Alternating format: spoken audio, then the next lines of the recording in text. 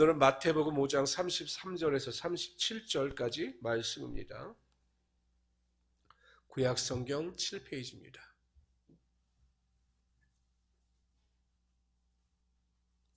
구약성경 7페이지 마태복음 5장 33절에서 37절 말씀입니다.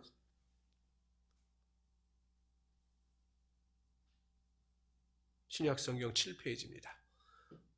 우리 33절부터 37절까지 우리 다 읽을 텐데 한 절씩 교독합시다.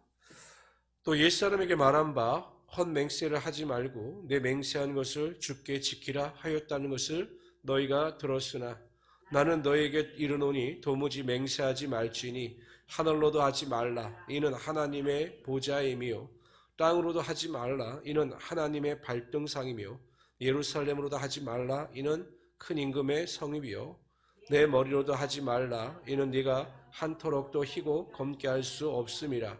우리 37절 다 같이 읽읍시다. 오직 너희 말은 옳다 옳다 아니라 아니라 하라. 이에서 지나는 것은 악으로부터 나느니라. 아멘. 전체적인 내용은 헛된 맹세를 하지 말라라는 것입니다. 하늘, 땅, 예루살렘을 걸고 혹은 내 머리를 걸고 맹세를 하지 말라라는 것입니다. 구약 성경에도 보면 율법에 헛맹세에 대해서 하지 말 것을 강조하고 있습니다. 근데 예수님 당시에 헛된 맹세를 하는 사람들의 부류가 많았던 것으로 보입니다. 마태복음 23장 16절 17절에 보면 화 있을진적 눈먼 인도자여 너희가 말하되 누구든지 성전으로 맹세하면 아무 일 없거니와 성전의 금으로 맹세하면 지킬지라 하는도다. 어리석은 맹인들이여 어느 것이 크냐 그 금이냐 그 금을 거룩하게 하는 성전이냐 이런 말씀이 있습니다. 그러니까 성전을 가지고 맹세를 하는 헛된 맹세하는 사람들의 숫자가 많았던 것입니다. 이에 대해서 예수님께서는 철저하게 맹세를 하지 말라라고 강조하여 말씀하고 있습니다. 그럼 왜 우리가 굳이 맹세를 하지 말아야 하는 것일까요? 예수님께서 제자들을 향해서 마지막에 너희가 나를 다 버릴 것이다 이렇게 말씀하셨습니다. 그때 베드로가 나타나서 이렇게 이야기합니다. 예수님께 대해서 여기에 있는 이 모든 사람들은 다 예수님을 버릴지라도 나는 예수님을 결단코 버리지 아니하겠나이다 라고 거듭거듭 강조하여 선포했습니다. 이에 대해서 예수님께서는 베드로의 말을 듣고 말씀하십니다. 네가 다 굴기 전에 3번 나를 부인할 것이다 이렇게 말씀을 하셨습니다. 그런데 베드로가 그 예수님의 말씀에 대해서 또 내가 어떤 이야기를 하냐면 내가 주와 함께 죽을지언정 주를 부인하지 않겠나이다 라고 맹세를 했습니다. 내가 죽을지언정 주를 부인하지 않겠습니다 라고 맹세를 했습니다. 여러분 어떤 일이 벌어집니까? 결국 예수님의 말씀대로 베드로는 다 굴기 전에 3번 예수님을 부인합니다. 나중에는 그 예수님의 말씀이 생각나서 통곡을 하였습니다. 베드로라고 자신이 예수님께 대하여 한 맹세를 지키고 싶지 않았겠습니까? 그러나 그것을 지킬 만한 강함이 그에게는 아직 없었기 때문에 자신의 연약함으로 인하여 그 자신의 맹세를 지킬 수가 없었던 것입니다. 마찬가지입니다.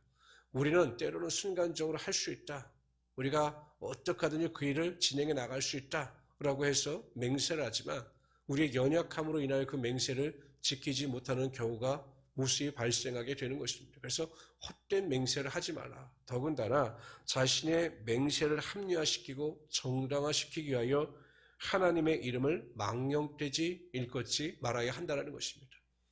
저도 가끔 사람들을 만나보면 나는 교회 다닙니다. 나는 예수를 믿습니다. 그렇기 때문에 나는 정직하게 일을 할 것입니다. 이렇게 말을 해놓고서는 그 일 처리를 엉망으로 하는 분들을 보게 됩니다. 이것이 헛된 맹세를 하는 것이고 예수님을 망령되이 일컫는 행동이 되고 마는 것입니다.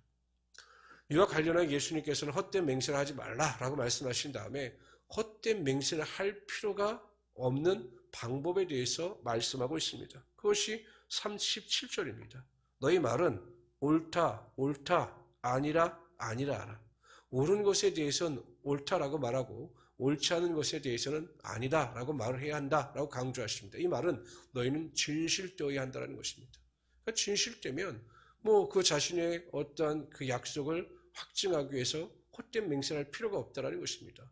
다른 사람이 그 진실됨을 인정해 주기 때문에 진실되게 말하는 것에 대해서 인정하기 때문에 맹세할 필요가 없다. 이렇게 강조하고 계시는 것입니다.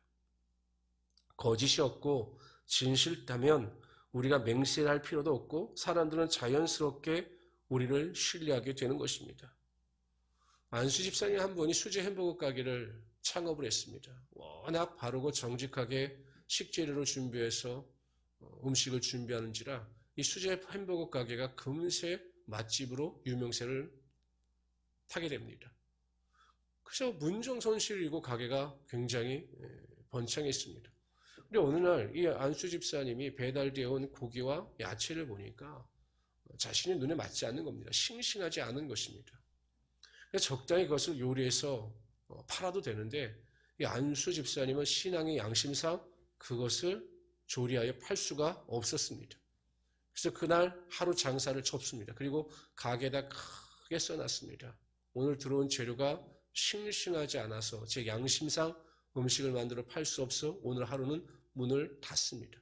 수백만 원의 적자를 보고 피해를 봤죠. 하루 장사를 하지 않음으로 인해서 또한 그 물건을 다 폐기함으로 인해서 엄청난 손해를 봤습니다. 그러나 나중에 이 집은 정직하고 바른 집이다라고 소문이 나서 자신이 당한 피해보다 엄청난 이익과 또 유명세 맛집으로 소문이 나게 되었습니다.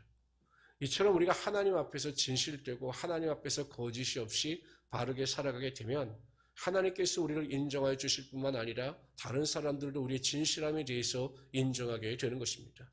성도는 거룩한 마음을 가지고 진실해야 합니다. 겉과 속이 똑같아야 합니다. 그리고 말씀을 쫓아 순종하는 거룩한 모습을 보일 수 있어야 한다는 것입니다.